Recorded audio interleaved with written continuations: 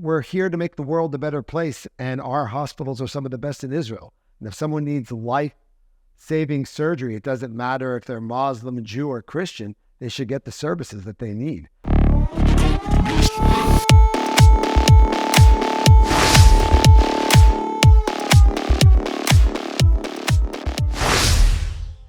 Hi, I'm Professor Danny Chamovitz. I'm the president of Ben-Gurion University of the Negev.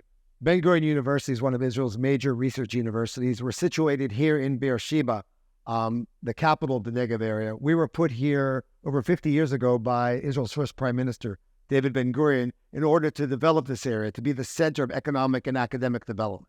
So Ben-Gurion University and the Soroka University Hospital, as a unit together, we're 25 miles from the Gaza Strip.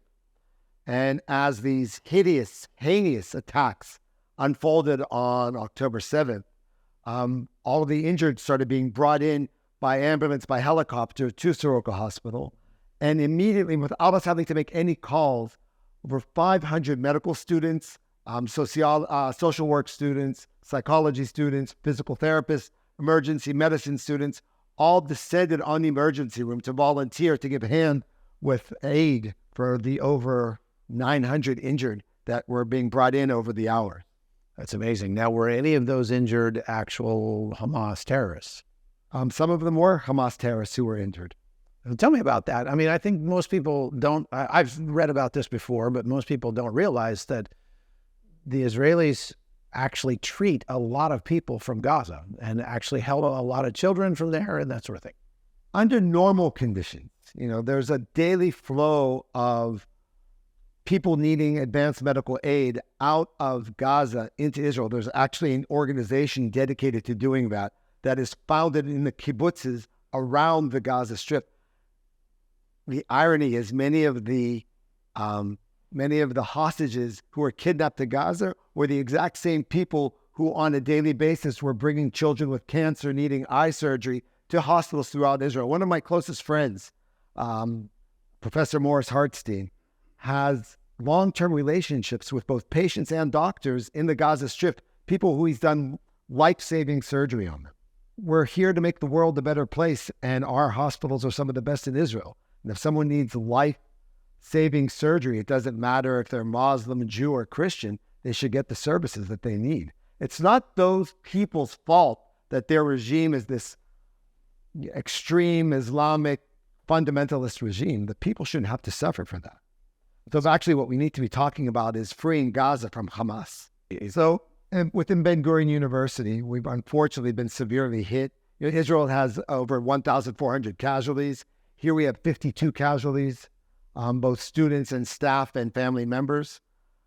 We have about 4 students and faculty and staff members who were kidnapped to Gaza. We've heard nothing about them.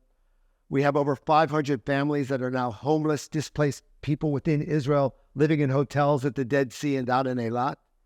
And the university has come together very quickly as a center of resilience.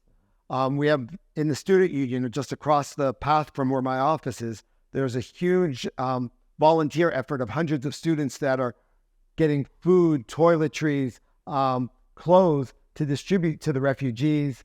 Our students are continuing to volunteer wherever necessary. Our Eilat campus, we've now set up 2 elementary schools for these displaced people. Their kids have to keep going to school. So just a few days ago, they went back to school after 3 weeks. So we have close to 100 elementary school children who some of their friends, a large number of their friends, have been killed, massacred, who they're all post-traumatic. The things that they witnessed, we haven't seen since the Holocaust, since World War II, and they're now going to school at one of our campuses. The numbers are changing because the situation changes. The Hamas-ISIS terrorist attacks were so severe that there are some bodies that we didn't realize were even bodies when we found the charred pieces of charcoal in the rooms, or there was butchering, there was burning. It's hard to know who was killed, how we were identifying the bodies, who was kidnapped, because the Red Cross hasn't been able to see them.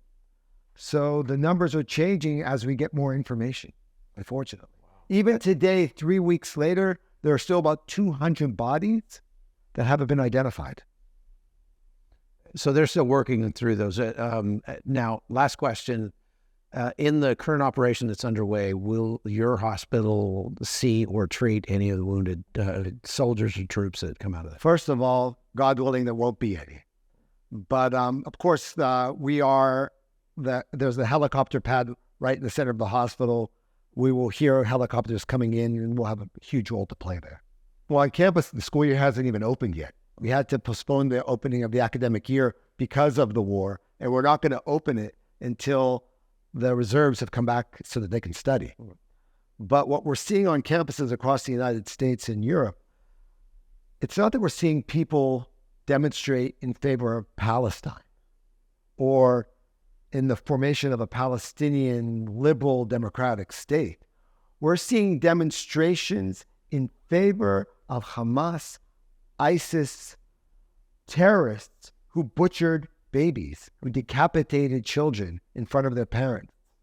I mean, who raped women before executing and killing their parents. It's so intellectually dishonest, so morally dishonest, without any integrity. In what world of any type of liberal academic atmosphere is that type of behavior considered the proper protest?